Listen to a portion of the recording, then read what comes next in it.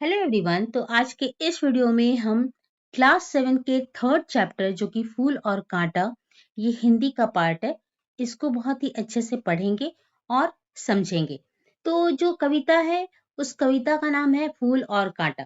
और इस कविता फूल और कांटा के माध्यम से कवि जीवन के दो विरोधी स्वभावों की व्याख्यान करते हैं। एक और प्रेम, सौंदर्य और सुख देने वाला फूल और दूसरी ओर दर्द, नुकसान और कष्ट पहुंचाने वाले कांटे का वर्णन करते हैं। तो हम इसकी एक एक लाइन को अच्छे से पढ़ेंगे और समझेंगे। तो देखो, फर्स्ट लाइन जो है यहाँ पर क्या है जन्म लेते जगह में एक ही। मतलब यहाँ पे क्या कहा जा रहा है कि एक ही जगह ये लोग जन्म लेते हैं। इस जन्म का मतलब है जन्म लेना, ठीक है। फूल और कांटा जो है ना, एक ही जगह एक ही पौधे पर जन्म लेते हैं। इसका अर्थ है कि दोनों एक जैसे वातावरण में पलते हैं, ठीक है। रात में उन पर चमकता चांद भी रात में चमकता उन पर चांद भी एक ही सी चांदनी है डालता। जब रात होती है तो चांद जो है फूल और कांटे दोनों पर एक जैसे ही चमकता है और एक जैसी ही चांदनी डालता है। बट इन दोनों का वर्ताव जो है ना, वो आपको बाद में इस कविता के आगे में देखने मिलेगा। तो इस लाइन का यही अर्थ है कि रात में उन पर चमकता चांद भी एक जैसा ही है और एक जैसी ही चांदनी भी फूल और कांटा दोनों पर ही डालता है। ये जो कविता है, फूल और कांटा एक ही पौधे में हो रहे हैं, बट जो उनका अलग अलग भाव है ना, वो उसको दर्शा रहा है। मेघ का मतलब क्या होता है? मेघ का मतलब होता है वर्षा। उन पर बरसता एक सा।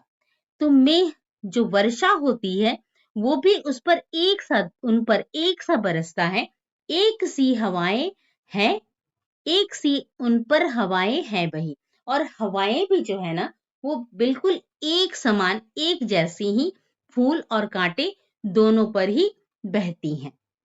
पर सदा ही यह दिखाता है हमें। पर सदा, अब सदा का मतलब यहाँ पे क्या है ना, हमेशा। पर सदा ही यह दिखाता है हमें ढंग, मतलब क्या, तरीका, उनके एक से होते नहीं। तो हमें हमेशा यही देखने को मिला है कि समान परिस्थितियों में पलने के बावजूद उनका व्यवहार, तौर तरीका और प्रकृति एक समान नहीं होते हैं। एक समान एक ही इन्वायरमेंट मिल रहा है, एक ही पर्यावरण मिल रहा है, एक ही वातावरण मिल रहा है, बट उनके जो हाव भाव है ना, वो बहुत ही अलग है आपस में। पर सदा ही यह दिखाता है हमें ढंग उनके एक से होते नहीं। छेद कर काटा किसी की उंगलियां। अब छेद कर का मतलब क्या होता है? चोट पहुंचाकर। छेद कर काटा किसी की उंगलियां, फाड़ देता है किसी का वरवशन। इस लाइन में ये जो पंक्ति है ना, क्या बता रही है कि कांटा दूसरों को चोट पहुंचाता है, वह किसी के कपड़े और शरीर को भी नुकसान पहुंचाता है। वरवसन, कपड़े, फाड़ देता है कौन? कांटा। छेद कर काटा किसी की उंगलियां, किसी की उंगलियों को चोट पहुंचा देता है, काट देता है। फाड़ देता है किसी का वरवशन, फाड़ देता है किसी का भी कपड़ा। वशन मतलब वस्त्र, कपड़ा। प्यार डूबी तितलियों का पर कतर। पर मतलब होता है पंख, और कतर का मतलब क्या करना होता है? काट देना। प्यार डूबी तितलियों का, प्यार में डूबी हुई, मतलब वो प्यार से उनके पास जो आती है ना तितलियां, उनका भी वो पंख जो है वो काट देता है। भौर का है भेद देता है सामतन। और भौरा जो उसके पास प्यार से आता है, कांटे के पास में प्यार से जो आता है, उसका भी वो श्याम तन मतलब काला शरीर को जो है ना, वो घायल कर देता है। अर्थात इसका मतलब क्या हुआ? कांटा तितलियों के नाजुक पंखों को भी काटता है और भंवरे के काले शरीर को भी घायल कर देता है। फूल लेकर तितलियों की को गोद में। अब यहाँ पे अभी तो इस लाइन में इस लाइन में हम लोग कांटा के बारे में जाने ना। अब यहाँ पे क्या बोल रहा है? यहाँ पे ये जो लाइन है, ये क्या कह रही है? फूल लेकर तितलियों को गोद में। इस लाइन में फूल की बात हो रही है कि फूल लेकर तितलियों को गोद में, फूल तितलियों को अपने गोद में लेकर पास में बिठाते हैं। भौर को अपना अनूठा रस पिला। भौर को अपना अनूठा, अनूठा का मतलब क्या होता है? अद्भुत। पिला मतलब पिलाना। तो इसके विपरीत जहां कांटे उन लोगों को चोट पहुंचा रहे थे, श्यामतन को चोट भी उस श्यामतन भौरे के काले शरीर को भी भेद दे रहे थे, भेद कर दे रहे ना, मतलब घायल कर दे रहे थे। इसके विपरीत फूल प्रेम से भरे हुए होते हैं। वे तितलियों को अपने पास बुलाते हैं और भौरों को मधुर रस पिलाते हैं। तो ये पंक्तियां आपकी ये बात कह रही हैं कि फूल कैसे अपने भौरों को पास बुला करके उनको रस पिलाते हैं प्यार से। तो स्वभाव तो एक ही बगीचे, एक ही पौधे में उन दोनों का जन्म हुआ है, बट दोनों का स्वभाव बहुत ही अलग है, विपरीत है। निज सुगंधो, निज मतलब क्या होता है? अपना। सुगंधो मतलब खुशबू। औ का मतलब और। निराले अनोखे रंग से। निज सुगंधो और निराले रंग से है सदा देता कलेजी को खिला। फूल अपनी खुशबू और सुंदर रंगों से मन को प्रसन्न करता है और वातावरण को आनंदित करता है। सुर का मतलब इस जगह पे देखो क्या होता है? देवता। शीश का मतलब होता है सिर। दूसरा है सोहता सुर शीस पर। दूसरा है सोहता सुर शीस पर किस तरह कुल। अब ये जो लाइनें यहाँ कह रही है ना, कांटा सबको चुभता है, जबकि फूल सुंदरता के कारण देवताओं के सिर पर शोभा जाता है खटकता एक सबकी आंख में। अब ये है खटकता मतलब यहाँ पे किसका बात हो रहा है? कांटे का। और दूसरे का बात यहाँ पर हो रहा है, दूसरे लाइन में बात हो रही है फूल की। एक कांट सबकी आंखों में चुभ रहा है और दूसरा है सोहता सुर शीस पर, देवताओं के सिर पर शोभता है। किस तरह कुल की बड़ाई काम दे। अब कुल का मतलब यहाँ पे क्या होता है? वंश। किस तरह कुल की बड़ाई काम दे, जो किसी में हो बड़प्पन की कसर।